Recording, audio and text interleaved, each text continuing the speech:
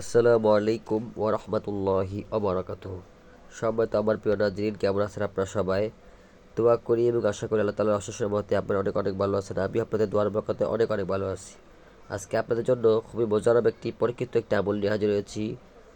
আজকের আমলটি হলো আপনার তদবিরের জন্য রুহানি কলম কিভাবে তৈরি করবেন বা কিভাবে আপনার রুহানি কলম জাগাবেন।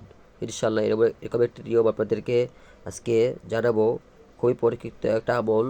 যারা তদবিরের কাজ করেন, যারা লেখালেখি করেন, তারা ইনশাআল্লাহ এই ফায়দা বুঝবেন এবং তাদের জন্য খুবই উপকারী হবে আমলটি। এর জন্য ভিডিওটি পুরোটা দেখবেন। এর জন্য আপনারা কী করবেন, আপনারা একটি ডালিম গাছের ডাল নেবেন। ডালিম গাছের ডাল নিলে সবথেকে ভালো হয়। আর না হলে যে কোনো কলম নেবেন, কোনো সমস্যা নাই। আপনারা দোয়াত কলম নিতে পারেন বা আমরা তদবির কলম যারা লিখে তারা কম বেশি জানেন যে কলমগুলো আছে, ফাউন্টেন পেন বলতে পারেন, ওইগুলো নিলে হবে। নেওয়ার পর আপনারা কী করবেন, আপনারা যে কোনো দিন এশা নামাজের পর আপনারা এশা নামাজ আদায় করে সর্বপ্রথম আপনার 2 রাকাত সালাতুল হাজাত নামাজ আদায় করবেন। সালাতুল হাজাত নামাজ প্রয়োজনীয় নামাজ আদায় করে আল্লাহ তাআলার কাছে দোয়া করবেন যে, হে আল্লাহ, আমি একটি রুহানি কলম তৈরি করতে চাই, আপনি আমাকে কবুল করে নিন। আমি যেন তদবিরের কাজগুলো সুন্দর মতো করতে পারি, মানুষের খেদমত করতে পারি, এই জন্য এভাবে দোয়া করে তারপর আপনি করবেন এই কলমটি নিয়ে বা ডালটি নিয়ে আপনি কী করবেন, সর্বপ্রথম আপনি 100 বার দুরূদ শরীফ পড়বেন। 100 বার দুরূদ শরীফ পড়বেন। পড়ার পর আপনি কলমটি খুলে নেবেন বা ডালটি সামনে নেবেন। নেওয়ার পরে আপনি সূরাতুল কাফিরুন 7 বার পড়বেন, 7 বারই ফু দিবেন।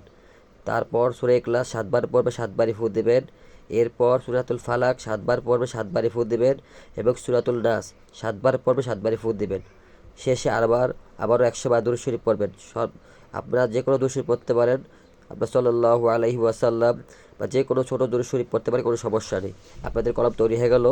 এরপর থেকে শুধুমাত্র আপনি প্রতিদিন ফজরের পর বা সকালবেলা আপনি শুধুমাত্র 100 বার দুরূদ শরীফ পড়ে এই কলমটিতে ফু দিবেন, 3টি ফু দিবেন। ইনশাআল্লাহ এর বরকতে আপনার বরকত হতে থাকবে এবং আপনার যে তদবিরই করেন না কেন, যে কোনো জায়েজ তদবির, ভালো কাজগুলো আপনার দ্রুত হবে এবং কি আপনি দেখবেন যে তদবিরগুলো আপনার খুব আগুনের মতো কাজ করতেছে। ইনশাআল্লাহ খুবই বোঝানোর একটি আমল আপনাদেরকে দিলাম। আপনারা যদি বুঝতে না পারেন কমেন্ট করবেন এবং আপনারা আমলটি করে ফায়দা পেলে আমার জন্য দোয়া করবেন, ভিডিওটি শেয়ার করে দিবেন। আসসালামু আলাইকুম ওয়া রাহমাতুল্লাহি ওয়া বারাকাতুহু।